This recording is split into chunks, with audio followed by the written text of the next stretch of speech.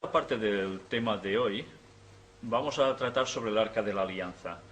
Lo que os voy a contar va a ser muy breve, solo como a título de introducción. Estuvimos hablando sobre los hallazgos de Ron Wyatt, un arqueólogo aficionado que halló cosas impresionantes, de las cuales nosotros ya presentamos anteriormente. Y hoy vamos a centrarnos exclusivamente sobre el apartado que él también dice que encontró, el Arca de la Alianza. ¿Qué era el Arca de la Alianza? Vamos a hacer un breve resumen. El Arca de la Alianza era el objeto más sagrado que había en el templo de Dios. Primero fue llevado en el tabernáculo, la tienda que desmontaban, iban llevando por el desierto, finalmente se puso en el templo. ¿Y qué había en esta arca? Esta arca contenía los 10 mandamientos de Dios, contenía la vara de Aarón, con la cual se hicieron los milagros de cruzar el Mar Rojo, y otras cosas, o sea, daban un golpe, Aarón daba un golpe, y ¡pam!, Moisés daba el golpe, se abría todo, y además contenía en una pequeña vasija, en una urna, el maná, con el cual, llamado pan del cielo, se mantuvieron durante 40 años el pueblo hebreo por el desierto, era su comida, que además enseñó una gran lección al pueblo hebreo, porque antes de recibir los 10 mandamientos, el maná caía diariamente, y el viernes caía una porción doble que ellos podían coger.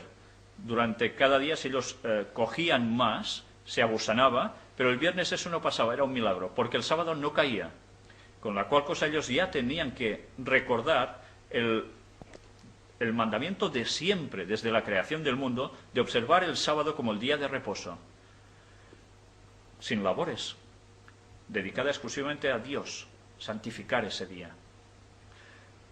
Y esto estaba como una enseñanza ya antes de recibir los 10 mandamientos, en los cuales, como estuvimos mostrando también en estudios bíblicos, el sábado ya se marca como el cuarto mandamiento de la ley de Dios. Todo esto es lo que contenía esta arca. El arca desapareció en un momento de la historia, justo cuando los ejércitos del rey de Babilonia destruyen el templo, se llevan todo lo que pueden de allí, todos los utensilios, hasta el punto en que el arca no se cita más. Curiosamente, hay muchas personas que van diciendo que si el arca está en Etiopía, está en otro lugar, etcétera, etcétera. Bien, lo que vamos a mostrar hoy es realmente impresionante sobre los vídeos de Ron Wyatt. Me gustaría que estéis muy atentos a ello. La verdad es que cuando hemos podido comprobar los hallazgos que este señor hizo, con pruebas, bueno, ¿por qué hemos de dudar de que esto también sea cierto, no? Pero aún y así, antes de generar, o mejor dicho, de mostrar el vídeo, que es una filmación muy, muy impresionante de todo lo que él encontró al respecto, quiero leeros un texto bíblico que diréis, ¿y esto qué tiene que ver? Bien, tiene que ver porque veréis una experiencia que se narra aquí, en el libro de Daniel capítulo 10, versículos del 5 al 11, que tienen muchísimo que ver con algo que le sucedió a Ron Wyatt. Yo personalmente no he visto en ningún momento que ni él ni nadie cercano a él haya considerado este texto como una prueba de que lo que le aconteció a él provoca que sea una realidad. Pero a mí, cuando enseguida me vinieron a la mente las escenas que él narra, me recordó un texto bíblico en el cual sucede algo bastante parecido. Luego lo veremos en la filmación. Yo ahora os lanzo este texto.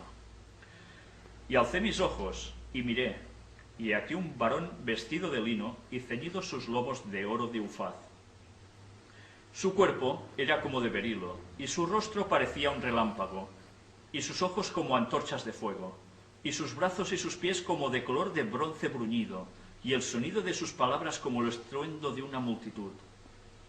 Y solo yo, Daniel, vi aquella visión, y no la vieron los hombres que estaban conmigo, sino que se apoderó de ellos un gran temor, y huyeron y se escondieron. Quedé pues yo solo, y vi esta gran visión, y no quedó fuerza en mí. Antes mi fuerza se cambió en desfallecimiento, y no tuve vigor alguno. Pero oí el sonido de sus palabras, y al oír el sonido de sus palabras caí sobre mi rostro en un profundo sueño, con mi rostro en tierra. Y aquí una mano me tocó e hizo que me pusiese sobre mis rodillas y sobre las palmas de mis manos. Y me dijo: Daniel, varón muy amado, está atento a las palabras que te hablaré, y ponte en pie, porque a ti he sido enviado ahora. Mientras hablaba esto conmigo, me puse en pie, temblando. ¿Sabéis?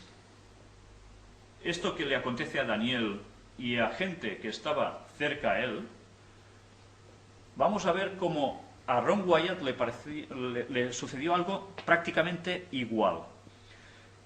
Bien, esta es la idea que os quiero dejar.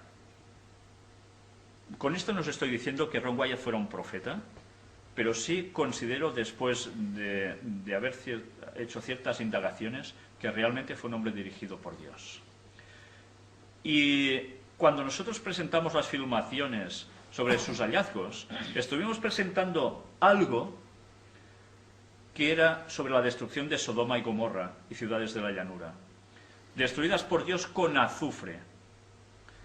Mirad qué hemos conseguido, que es precisamente algo relacionado con esas ciudades, con la destrucción de esas ciudades.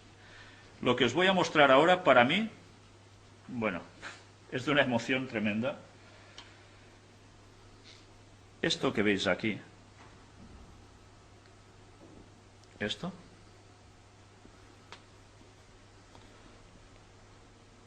que está partido, era una de las gotas de azufre que llovieron sobre esa población. Esto es azufre. Mirad cómo me deja los dedos.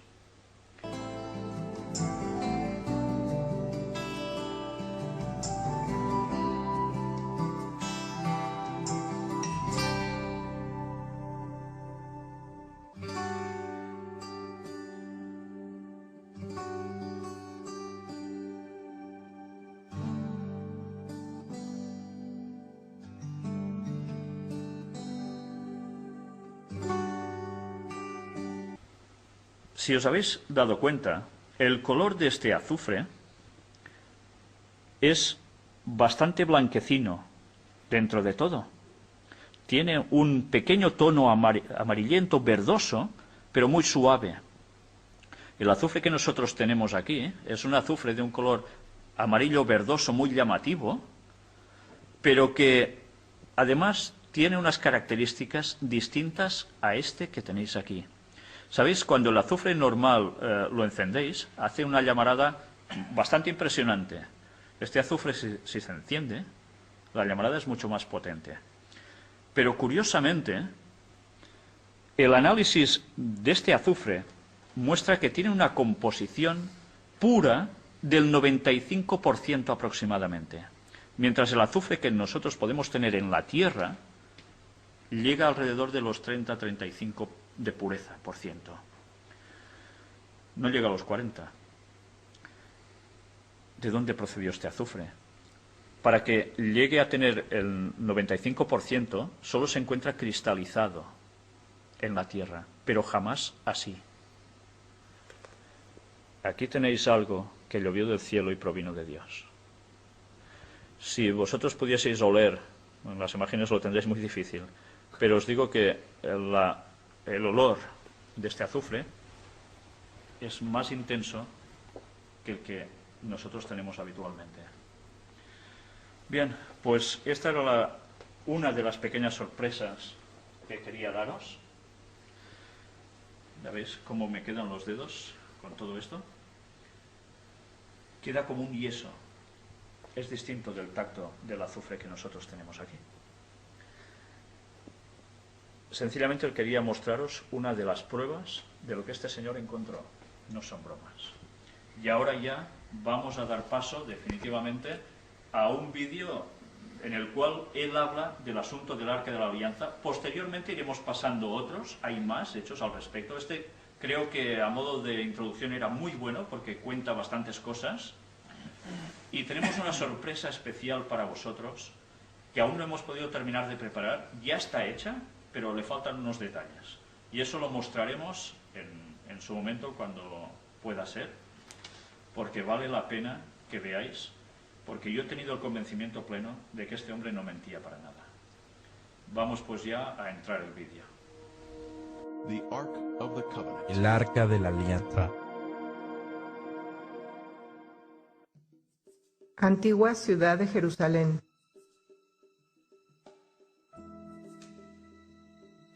La puerta de los leones.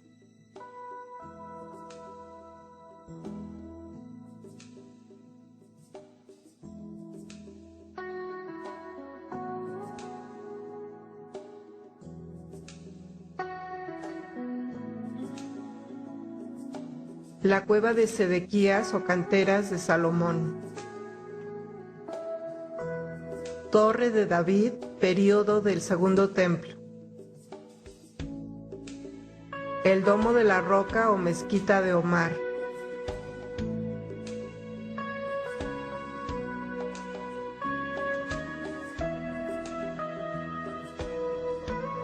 Muro occidental, período del Segundo Templo.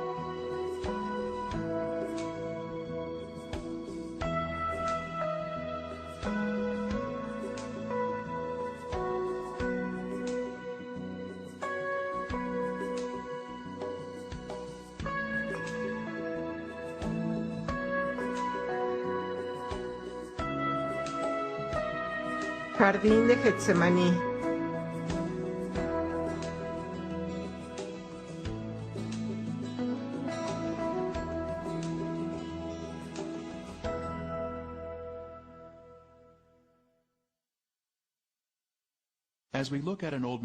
Al observar un mapa antiguo de Jerusalén, podemos ver la iglesia del Santo Sepulcro, situada bien adentro de las murallas de la ciudad. Este es el sitio tradicional católico ortodoxo griego de la crucifixión y entierro de Jesús. El sitio para la iglesia fue elegido en el siglo IV por el emperador romano Constantino, autoproclamado psíquico por Helena, su madre, quien se sintió atraído por el lugar debido a que el templo de Venus estuvo ahí.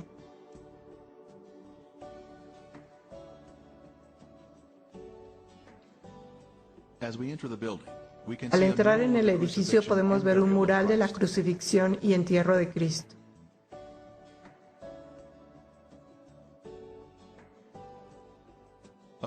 Al entrar en la rotonda podemos mirar hacia arriba para ver la cúpula con los rayos del sol en el techo.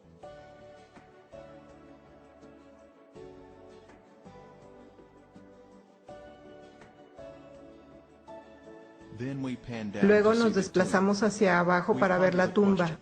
Nos preguntamos, ¿es esta la ubicación correcta de la crucifixión de Jesús y el entierro? ¿Este sitio coincide con el relato bíblico? A medida que caminamos hacia la salida, vemos la adoración de la piedra de la unción, donde algunos piensan que el cuerpo de Jesús fue preparado para el entierro.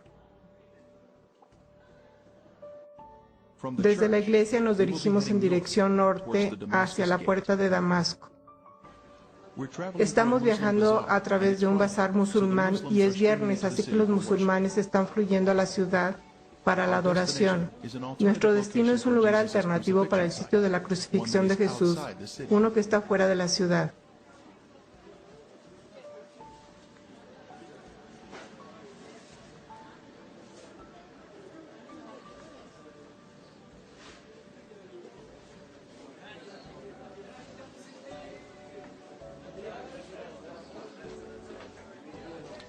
Juan capítulo 19:20 dice, porque el lugar donde Jesús fue crucificado estaba cerca de la ciudad. Esto nos dice que Él fue ejecutado fuera de las murallas de la ciudad. Nos acercamos a la puerta de Damasco en el lado norte de la ciudad. Es la más bella de las 11 puertas de Jerusalén.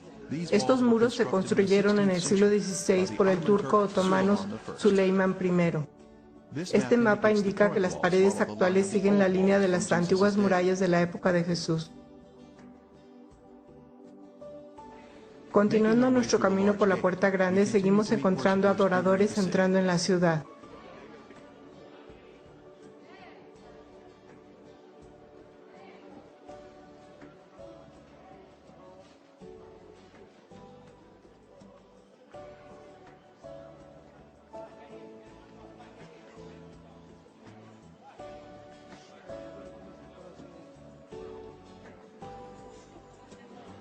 Podemos ver la estructura ornamentada de las paredes y al mirar hacia abajo, aún hoy en día puede verse la base de las paredes hechas a partir del 31 después de Cristo.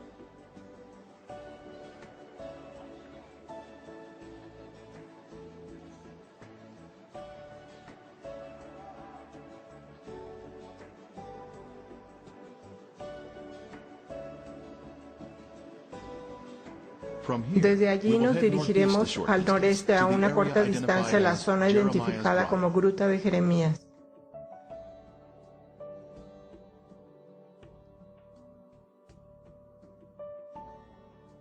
Es ahí donde podemos ver el lugar de la calavera que fue descubierto a finales del siglo XIX.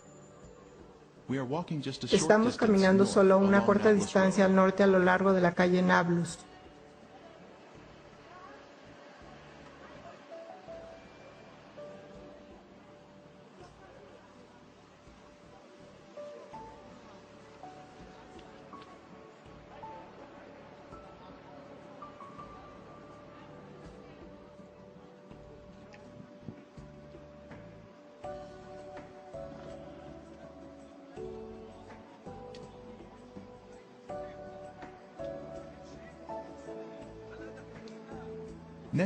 A continuación, vamos al este sobre Conrad Schick y nos dirigimos al territorio de la tumba del jardín.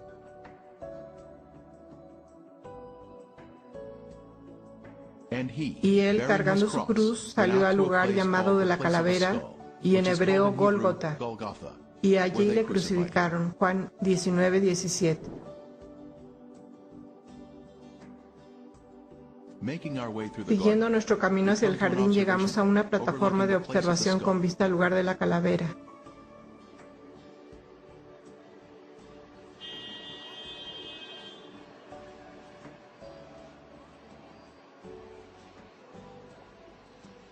Podemos ver las dos cuencas de los ojos y la nariz.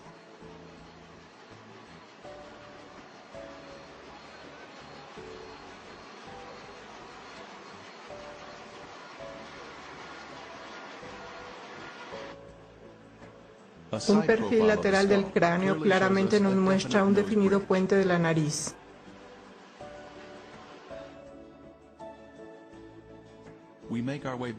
Regresamos a la zona del jardín.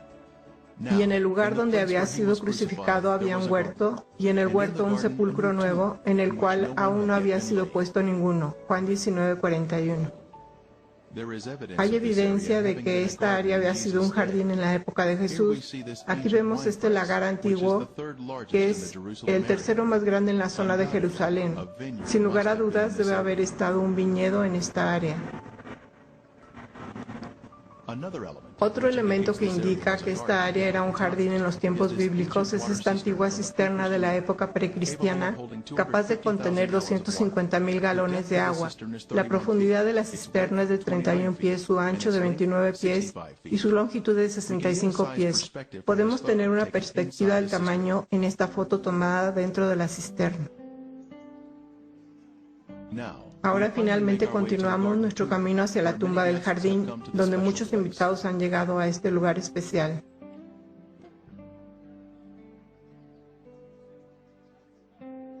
La tumba fue descubierta en 1867, después fue hecha una extensa investigación en 1883 por el general Charles Gordon, que la asoció con el lugar de la calavera y el área de la crucifixión de Jesús. Se nos dice en la Biblia que José de Arimatea era un hombre rico y por lo tanto podemos esperar que la tumba que había construido sería muy extravagante y grande. Hay varias cruces antiguas asociadas con la tumba. La cruz más grande está a la derecha de la tumba y fue cortada de la escarpa. A la izquierda de la entrada de la tumba hay una sencilla cruz de anclaje.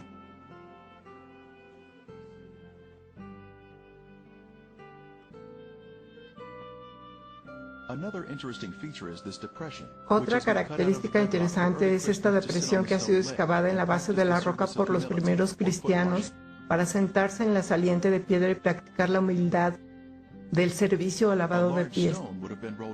Una piedra grande habría sido rodada en este rastro y habría tapado la entrada de la tumba.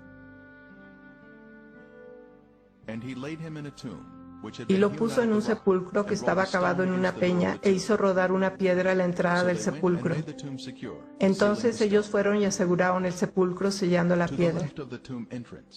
A la izquierda de la entrada de la tumba está el final de un eje de hierro roto que fue introducido en la escarpa por guardias romanos para evitar que la piedra fuera rodada hacia atrás y abrir la tumba.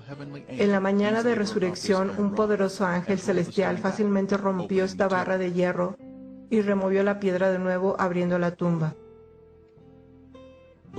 Pero cuando miraron, vieron removida la piedra, que era muy grande. Marcos 16:4. Midiendo la distancia entre la barra de hierro y el saliente de piedra a la derecha, la distancia es de 13 pies. Este sería el tamaño de la extremadamente grande rueda de piedra. Al entrar en la tumba, la primera cámara a la izquierda es el lugar de los lamentos.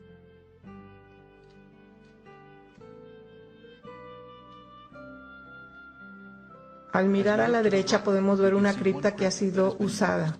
La zona de los pies fue cortada, alargando el espacio para el entierro.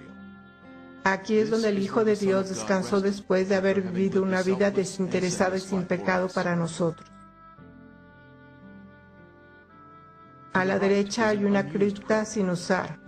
Entonces miramos de nuevo sobre la cripta usada, donde los ángeles se sentaron en los extremos después de que Cristo había resucitado.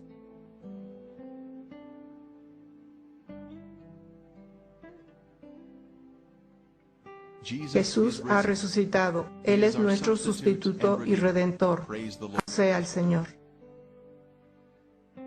Y en el lugar donde había sido crucificado había un huerto, y en el huerto un sepulcro nuevo, en el cual aún no había sido puesto ninguno. Juan 19:41. Así que esto es lo que tenemos. El Gólgota, el lugar de la calavera a nuestra derecha,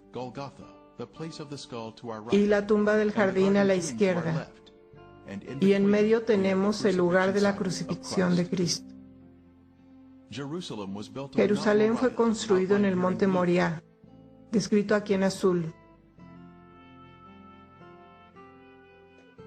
Aquí es donde Dios pidió a Abraham que sacrificara a Isaac 2000 años antes de Cristo. Dios, en cambio, ofreció a su propio Hijo para ser sacrificado en esta misma montaña. El área marcada en verde es la porción norte de la montaña y la zona más alta de Moriah, donde se encuentra el Gólgota. Esta área es de especial interés. La escarpa de piedra caliza que se muestra aquí tiene en la piedra los cortes romanos que se acostumbraban durante las crucifixiones. A la izquierda hay una ranura horizontal que, según la norma del ejército romano, habría sido exhibida.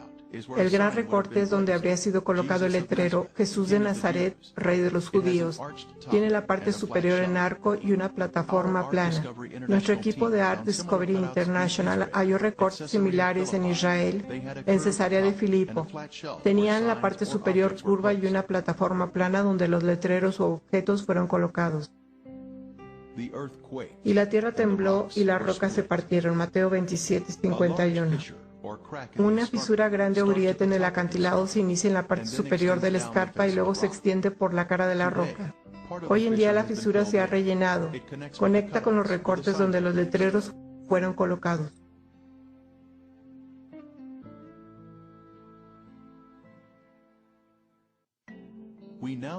A continuación presentamos el material más importante del mundo, el descubrimiento del Arca de la Alianza y las pruebas que contiene.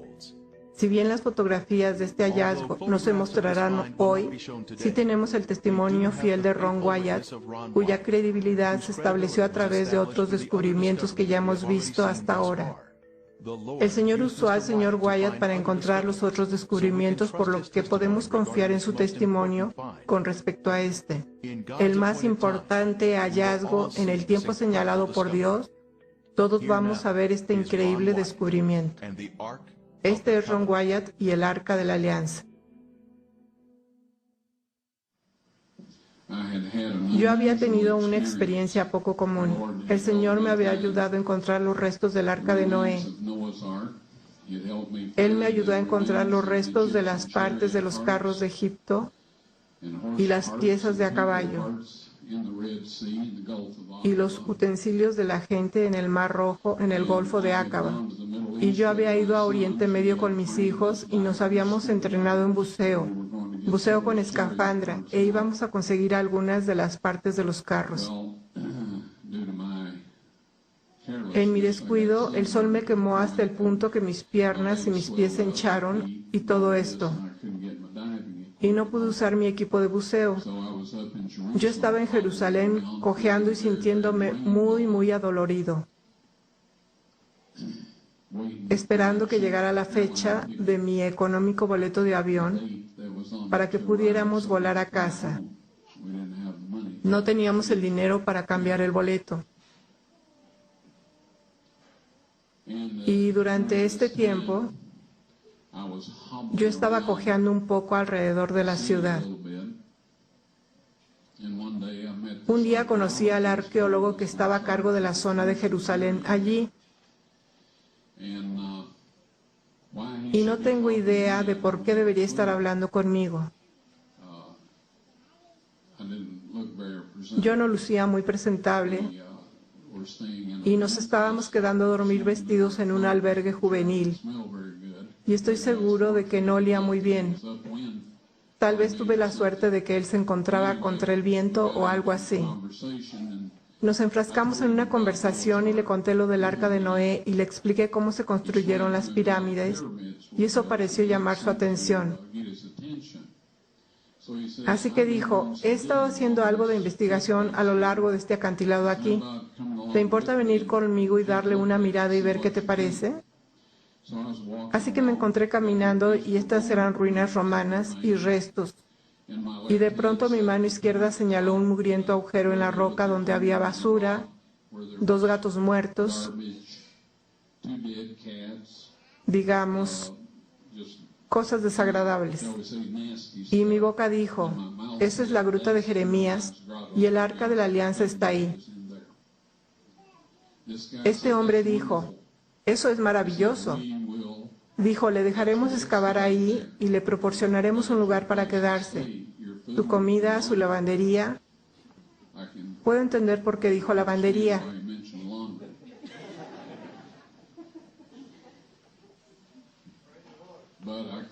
Pero yo no podía entender a una persona judía siendo tan generosa. Eso no es su naturaleza. Me quedé de piedra porque yo no había estado pensando en el Arca de la Alianza en lo absoluto. Ya sabe, estaba preguntándome por qué no habíamos sido capaces de obtener algunas ruedas de los carros. Saben, yo oro por todo. Lo hice en ese entonces también. Yo sabía que tenía que estar ahí, pero para lo que yo pensaba que tenía que estar ahí, no era para lo que tenía que estar ahí. De todos modos, la fecha de nuestro boleto de avión finalmente llegó y fue la mañana siguiente, después que tuvimos esta conversación, o después que tuve la conversación con este hombre. Así que le dije: eso está muy bien, regresaré y haré eso. Ahora tenía que ir a casa y hacer algunos preparativos. Así que me fui a casa preguntándome por qué sería posible que el Arca de la Alianza estuviera en ese lugar. Leí en el capítulo 25 de Segunda de Reyes, donde dice que toda la ciudad estaba rodeada por un muro de asedio. Así me persuadí de que el Arca del Pacto estaba en ese lugar. Porque sabía que alguna fuerza sobrenatural había utilizado mi brazo y mi voz. Cuando sucedió por primera vez, no sabía cuál era esa fuerza. Y se nos instruye para juzgar a los espíritus, para ver si son de Dios.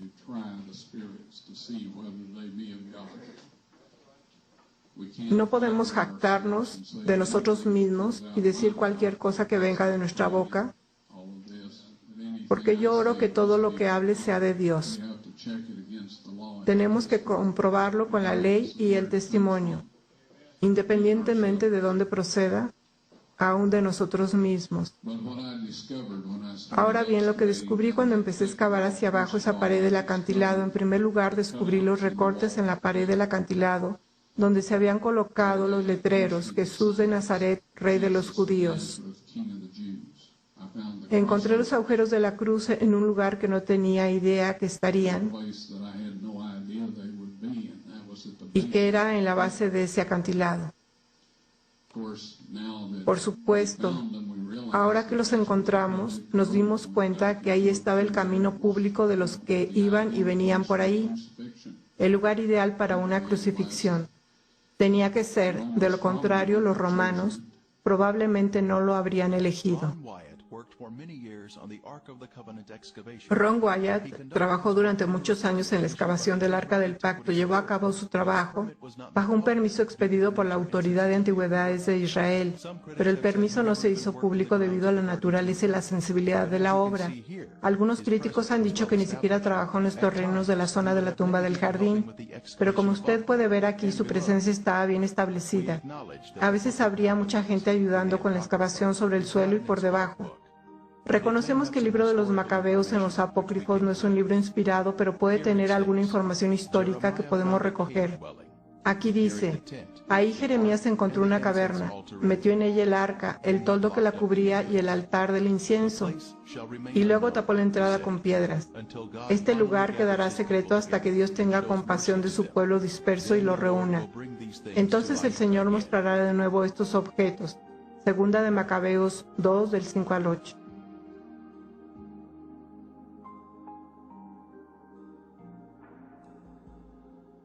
Ahora, cuando Cristo murió y la tierra tembló y las rocas se partieron, se formó una grieta a la derecha y hacia abajo de toda la cara del acantilado, pasando por el lado izquierdo del orificio de la cruz, y la piedra se abrió. Allá abajo, por debajo de 20 pies, Dios había dispuesto que el Arca de la Alianza, con su asiento de la misericordia, imagínese, su trono terrenal, fuera colocado justo abajo, 600 años antes, en el 586 a.C., cuando el ejército de Babilonia destruyó la ciudad. Cuando el centurión metió la lanza en el vaso de Cristo y probablemente en el ventrículo izquierdo para asegurarse de que estaba muerto antes de darle el cuerpo a José de Arimatea, al retirar la lanza, las células separadas de color rojo sangre y el suero de la sangre del Hijo de Dios se derramaron, cayeron a través de esa grieta sobre el asiento de la misericordia. Y eso ratificó el antiguo y el nuevo pacto. Avancé en esta cámara que estaba impecable. El mobiliario fue establecido en perfecto orden. El Arca de la Alianza había sido colocada contra la pared, al final de la cueva. El final de la cueva era un hermoso cristal irradiando los colores del arco iris. Sé de la nueva era y de todos los que usan el arco iris. También lo hacen los homosexuales y otros. Pero Dios lo usó por primera vez. Está alrededor de su trono y está alrededor de su trono terrenal. No hay velo en esta configuración, por lo tanto, es terrenal. Es el templo de Dios en la tierra o de su residencia donde una vez habitó.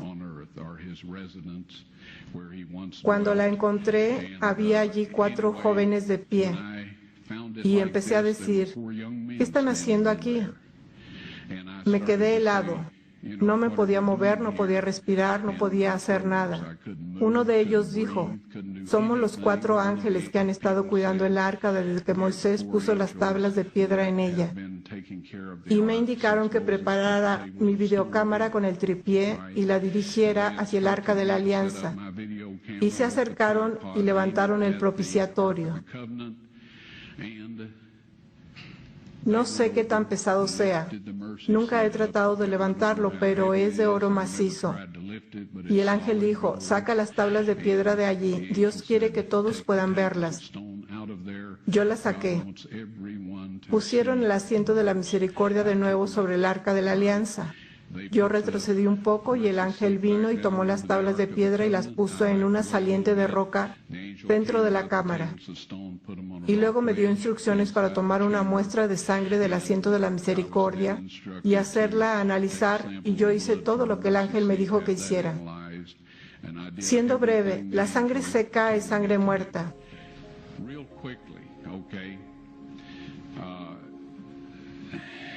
Todo el mundo lo sabe.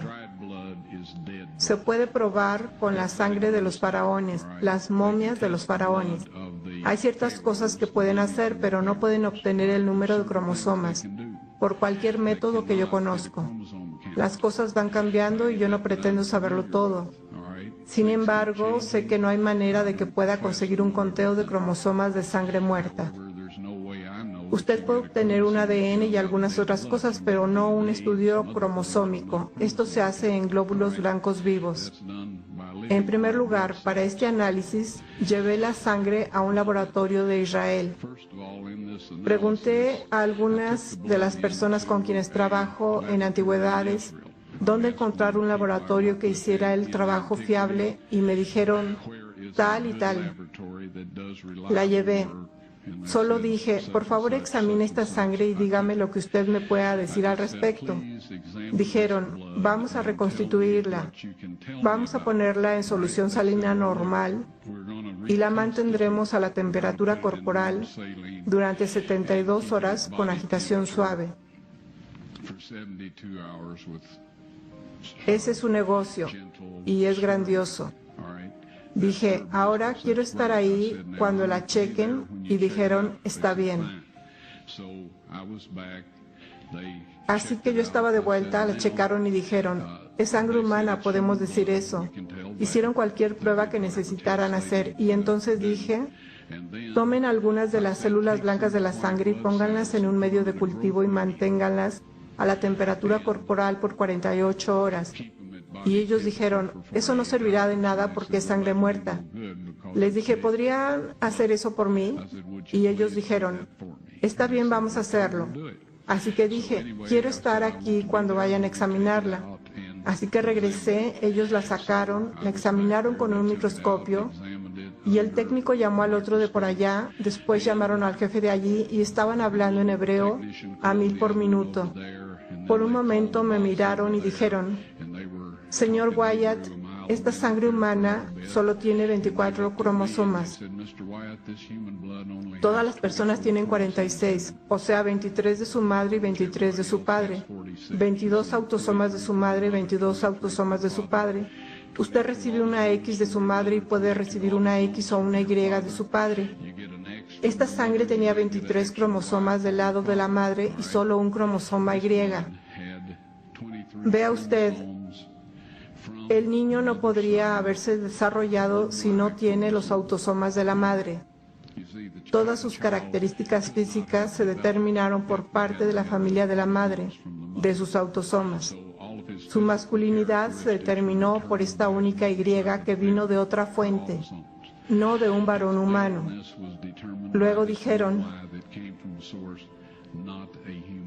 esta sangre está viva. Y luego dijeron, ¿de quién es esta sangre?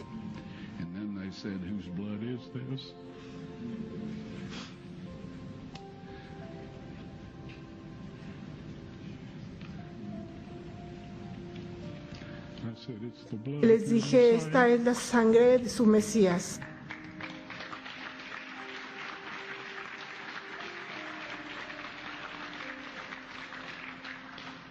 Y les aseguro que la vida de aquellos hombres ha cambiado.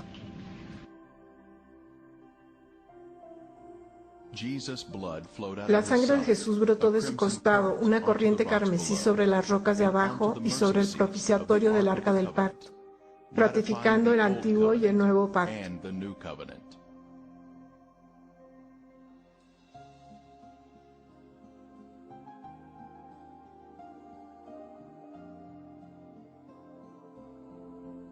El Nuevo Testamento menciona la sangre oculta en la tierra.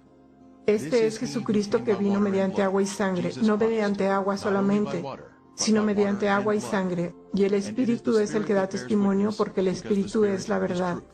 Porque tres son los que dan testimonio en el cielo, el Padre, el Verbo y el Espíritu Santo. Y estos tres son uno. Y tres son los que dan testimonio en la tierra, el Espíritu, el agua y la sangre. Y estos tres concuerdan. Si recibimos el testimonio de los hombres, mayor es el testimonio de Dios, porque este es el testimonio con que Dios ha testificado acerca de su Hijo. 1 Juan 5, 6 al 9. En estos versos se muestra su generosidad. Ahora voy a compartir un par de ellos con ustedes. 1 Juan 5, 8 y 9 dice, y 3 son los que dan testimonio en la tierra, no sobre la tierra, sino en la tierra, es decir, dentro de la tierra, el espíritu, el agua y la sangre, y estos 3 concuerdan. Luego en el versículo 9 dice, si recibimos el testimonio de los hombres, mayor es el testimonio de Dios. Y aquí está hablando de la sangre y el agua presentada a nuestros corazones y mentes, a través del poder del Espíritu Santo. Este es el testimonio del Padre y el testimonio de su Hijo. En un juicio en la corte, un testigo da un testimonio y el testimonio se convierte en evidencia o prueba. Así que lo que esto dice en nuestro lenguaje de hoy es que la sangre y el agua sobre el propiciatorio del arca del pacto, el trono terrenal del Dios vivo, es la prueba del Padre a los habitantes de este mundo, que su Hijo indudablemente ha muerto por nosotros y que hemos sido redimidos, y que nosotros podemos venir a Él en el nombre y la sangre de su Hijo, recibir el perdón y la restauración. Y para el día que según consta en el capítulo 22, versículo 14 del libro de Apocalipsis, que dice, bienaventurados los que lavan sus ropas para tener derecho al árbol de la vida y para entrar por las puertas en la ciudad.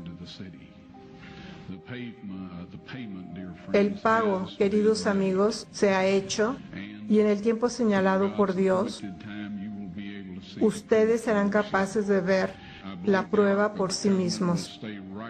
Creo que el Arca de la Alianza va a quedarse donde está toda la eternidad. Es la prueba de Dios, Padre, a los habitantes de esta tierra de que su Hijo murió por nosotros.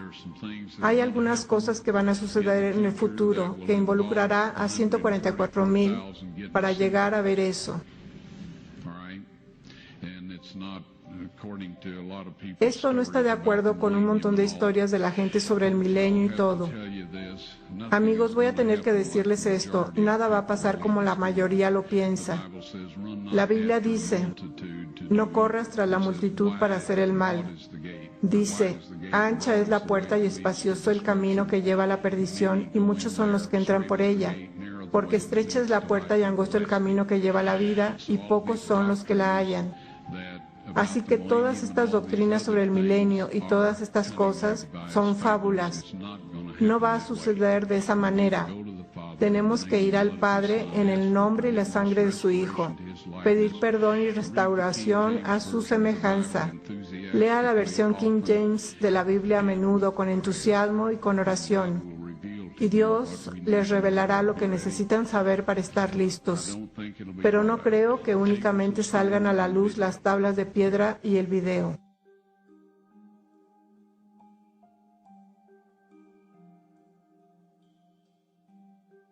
En el Antiguo Testamento se menciona una unción especial sobre el Arca de la Alianza. 70 semanas están terminadas sobre tu pueblo y sobre tu santa ciudad para terminar la prevaricación y poner fin al pecado y expiar la iniquidad, para traer la justicia perdurable y sellar la visión y la profecía, y ungir al Santo de los Santos, Daniel 9:24. La sustancia de la unción final es la sangre de Jesús. El lugar santísimo es el asiento de la misericordia o la parte superior del Arca de la Alianza. El lugar santísimo del tabernáculo fue llamado así porque el Santísimo moraba en dicho lugar. La sangre de Jesús ungió el lugar santísimo, justo como se predijo en esta profecía. Él nos amó y envió a su Hijo en propiciación por nuestros pecados. 1 Juan 4:10. La antigua palabra propiciación en inglés significa asiento de la misericordia. Jesús es esa propiciación. Por su sangre sobre el propiciatorio, hoy tenemos misericordia y perdón de pecados. Su vida sin pecado está representada por esa sangre sin pecado. Tenemos misericordia y perdón si violamos la ley y luego nos arrepentimos. Tomará luego de la sangre del becerro y la rociará con su dedo hacia el propiciatorio al lado oriental. Durante cientos de años, la sangre de toros y machos cabríos fue esparcida hacia el este, creando una vacante en el lado oeste del propiciatorio. Dios estaba planeando que la sangre de su Hijo fuera derramada en el lado vacante al oeste del asiento de la misericordia.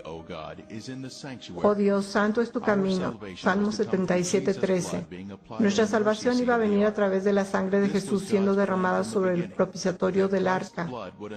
Este era el plan de Dios desde el principio, que la sangre de Cristo ungiera el propiciatorio del arca con los 10 mandamientos debajo, cumpliendo así el nuevo pacto y concediendo misericordia a la humanidad.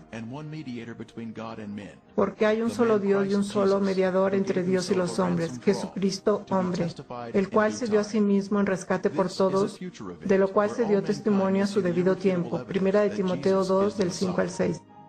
Este es un evento futuro en el que toda la humanidad verá la evidencia irrefutable de que Jesús es el Mesías, porque la vida de la carne en la sangre está y yo os la he dado para hacer expiación sobre el altar por vuestras almas, y la misma sangre hará expiación por las personas. Levítico 17:11. La sangre de Jesús tenía que ser derramada sobre el arca para expiar nuestros pecados. Su vida sin pecado estaba en la sangre y pagó por nuestros pecados cuando se derramó sobre el propiciatorio. El asiento de la misericordia tiene una moldura con una campana, lo que significa la vida, y una granada significando la resurrección. Esto representa a Jesús, nuestra vida y resurrección. Uno de los objetos que el Señor Wyatt entregó a las autoridades de antigüedades de Israel es esta granada de marfil. Cuenta con una inscripción alrededor de su desnivel diciendo: Santidad a los sacerdotes, pertenecientes al templo del Señor Yahweh. Este es el único objeto de conocimiento público del primer templo, el templo de Salomón. Se ofrece en un sello israelí junto a una imagen del templo de Salomón. La granada de marfil se exhibe hoy en el Museo de Israel bajo custodia segura.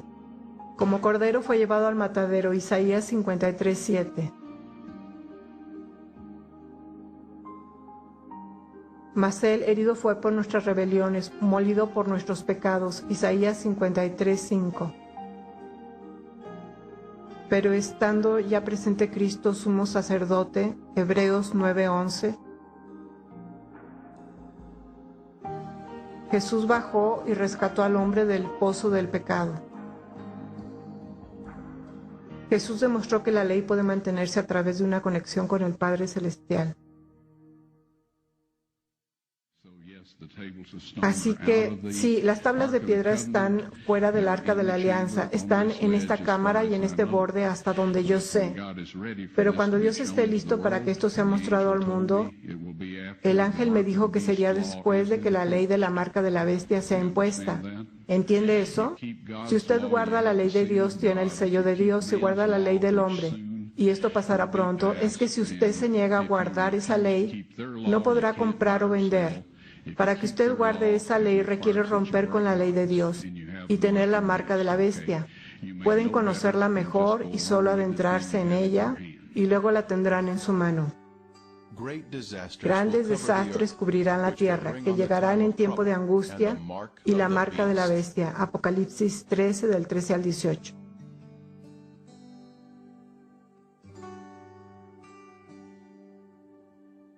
Hay una gran controversia en la actualidad.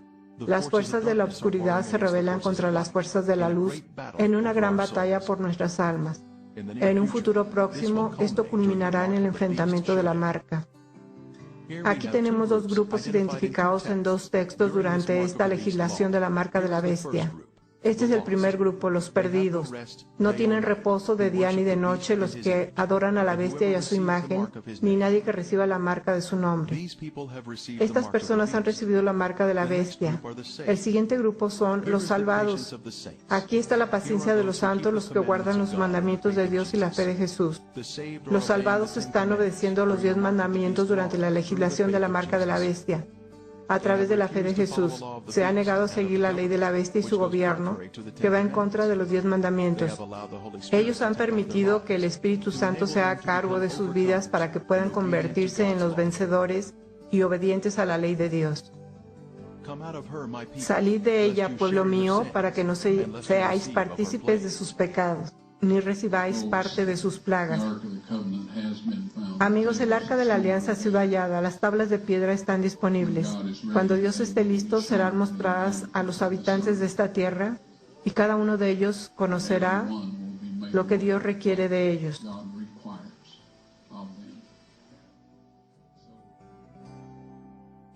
En un futuro próximo, cuando la ley de la marca de la bestia se haga cumplir, obligando a los hombres a violar uno de los 10 mandamientos, o de lo contrario perder su derecho a comprar y vender, los resultados de la prueba mostrando el número único de cromosomas se mostrará al mundo junto con el video del arca y los 10 mandamientos.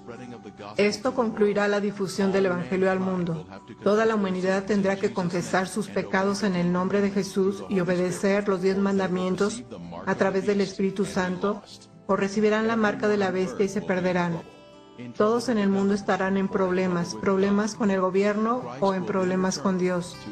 Cristo entonces volverá para llevar su pueblo a casa.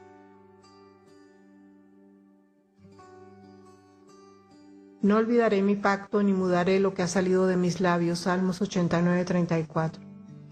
Entonces el dragón se llenó de ira contra la mujer y se fue a hacer guerra contra el resto de la descendencia de ella, los que guardan los mandamientos de Dios y tienen el testimonio de Jesucristo. Apocalipsis 12:17.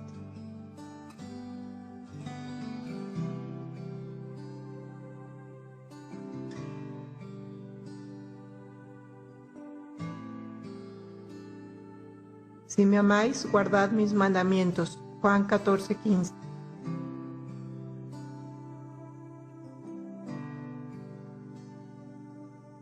Con Cristo estoy juntamente crucificado y ya no vivo yo, mas Cristo vive en mí.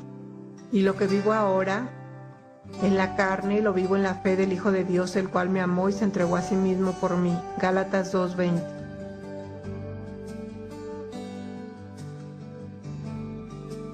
Orad pues que vuestra huida no sea en invierno ni en día de reposo, porque habrá entonces gran tribulación, cual no la ha habido desde el principio del mundo hasta ahora, ni la habrá. Mateo 24:20-21. Porque como el relámpago que sale del oriente y se muestra hasta el occidente, así será también la venida del Hijo del Hombre. Mateo 24:27.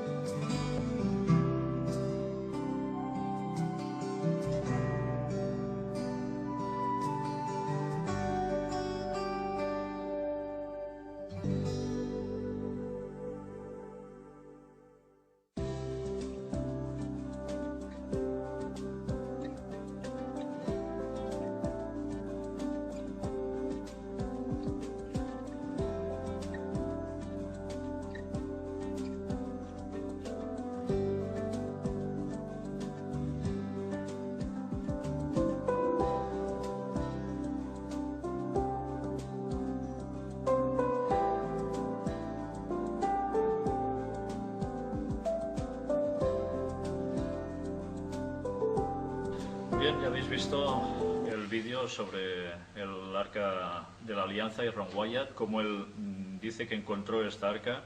En el vídeo hemos visto primero dónde estaba ubicado. Es impresionante el lugar. Pero ya habéis visto que además no solo encontró el arca, según dice él, sino que además revela algo que ha trascendido por muchos años y que para nada, casi nadie se podía llegar a imaginar, o nadie.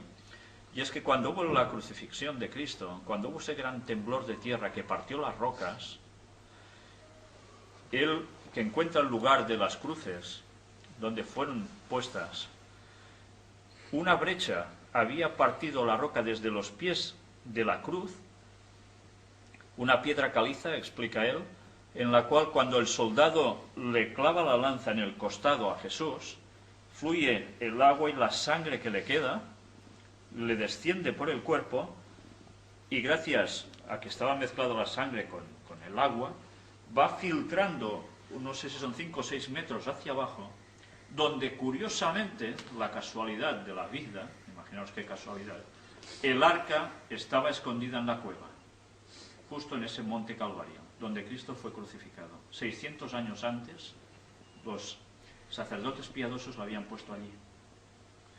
Y esas gotas de la sangre de Jesús caen encima del propiciatorio, de la tapa del arca, con lo cual se cumplía un simbolismo que trasciende, bueno, todo lo que las personas podíamos llegar a pensar. El simbolismo de cuando el procedimiento que se utilizaba en el Antiguo Testamento del sacrificio de los animales, como una vez al año entraba el sumo sacerdote a tirar esas gotas de sangre sobre el arca del propiciatorio, y cómo después de tantos años literalmente Cristo cumplía con esa simbología. Se había encontrado el tipo con el antitipo. Y esto trasciende absolutamente todos los textos bíblicos que nosotros podíamos ver sobre la sangre de Cristo, esa magnífica importancia.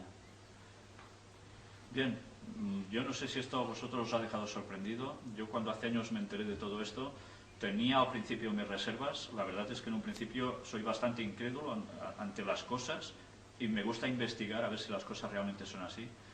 Y la verdad es que todo lo que he ido hallando al respecto, incluso lo último que hemos hecho hace pocos días al respecto, que más adelante os mostraremos, no me hace otra cosa nada más que creer en la autenticidad de todo esto.